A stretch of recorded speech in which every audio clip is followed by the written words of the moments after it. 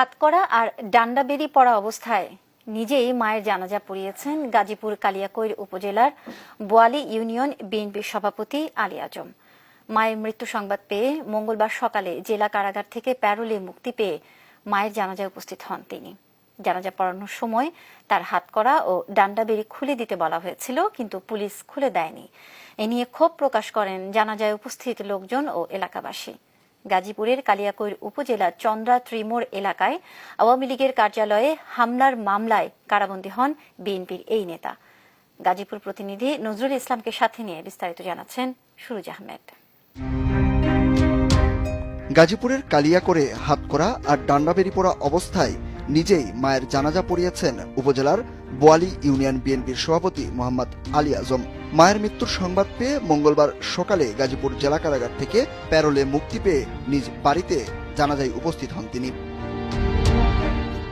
স্বজনরা জানান, শেষবার মাকে দেখতে ও মায়ের জানাজা নিজে পড়াতে আইনজীবীর মাধ্যমে গত সোমবার বিকেলে গাজীপুর জেলা প্রশাসক বরাবর প্যারোলে মুক্তির আবেদন করেন আলী আজম। কিন্তু ওই দিন দাপ্তরিক কাজ শেষ না হওয়ায় মঙ্গলবার 3 ঘন্টার জন্য প্যারোলে মুক্তি মেলে তার। এই একটা আসামিকে প্যারোলে তার জানাজা, মায়ের জানাজা আসলে যে ডান্ডা বেরি দেয়, এটা আমি জানতাম না জানার কারণে আমি বাসায় যখন আমার ভাই আসার পরে দেখলাম যে আমার ভাই হ্যান্ডক্যাপ পরা বা ডান্ডা বেরি পরানো। তো এটা আমার ফ্যামিলিগতভাবে বা আমি তার ছোট ভাই হিসেবে আসলে আশাবাদী করি না, এটা আমি ওরকম প্রস্তুতি ছিলাম না। এত মামাতো মা, তার এত আদরের সন্তান, তাকে সে দুটা কথা বলতে দেয়নি। এই দুটা কথার কারণে যদি বলতে হয়তো বা তাহলে আমার শাশুড়ি এই অবস্থা হতো না। এই সুখে আমার শাশুড়ি মারা গেছে। আমার ভাই খুন করে নেই, আমার ভাই চুরি করে নেই, আমার ভাই ডাকাতি করে নেই। আমার ভাইয়ের এইভাবে কি কারণে আনছে, আমার ভাইয়ের হাতে করে ভরিয়ে পায়ে বেড়ে বেঁধে। প্রত্যক্ষদর্শীরা জানান, প্যারোলে মুক্তি পেয়ে সকাল 10টায় নিজ বাড়ির পাশে মায়ের জানাজাস্থলে উপস্থিত হন বিএনপি নেতা আলী আজম। বেলা 11টায় জানাজা অনুষ্ঠিত হয়। মায়ের দাফন শেষে আবার কারাগারে নিয়ে যাওয়া হয় তাকে। পুরো সময় হাতকড়া ও ডান্ডাবেরি অবস্থায় ছিলেন তিনি। স্থানীয়রা বলেন, জেলা প্রশাসক বরাবর আবেদন করলে প্যারোলে মুক্তি দেওয়া হয় আলী আজমকে।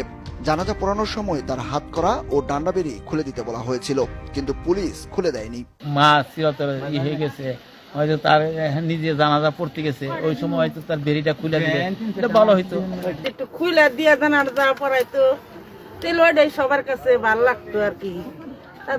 জানাজাটা পড়ার সাথে সাথে নিয়ে আবার গাড়িতে উঠিয়ে গেছে। জানাজার সময়ও আলী আজমের হাতকড়া ও ডান্ডাবেরি খুলে না দেয় ক্ষোভ প্রকাশ করেন জানাজায় উপস্থিত মুসল্লি ও স্থানীয় লোকজন।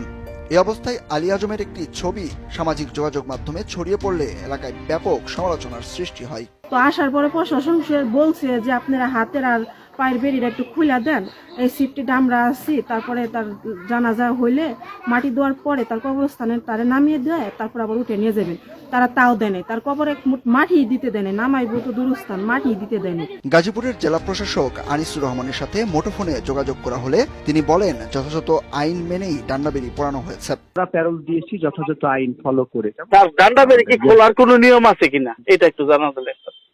না, জেল কোড অনুযায়ী শুনেন ডান্ডাবেরি পড়ানোর নিয়ম আছে, এবং ওইটা শুধু আদালতে উপস্থাপনের সময় ডান্ডাবেরি থাকবে না, জেল কোডে এই ধরনের নির্দেশনা রয়েছে। কিন্তু এটা জানাজার ক্ষেত্রে কি হবে এরকম কোন সুস্পষ্ট, এটা আইনের ব্যত্যয় হয়েছে। আমি তো এরকম, তবে এটা মানবিক বা অন্য বিষয়ে চিন্তা করলে সেটা ভিন্ন বিষয়। কালিয়াকৈর উপজেলার চন্দ্রা ত্রিমোড় এলাকায় গত 29 নভেম্বর আওয়ামী লীগের কার্যালয়ে হামলার অভিযোগে বিস্ফোরক দ্রব্য আইনে করা মামলায় 2 ডিসেম্বর গ্রেপ্তার করা হয় আলী আজমকে।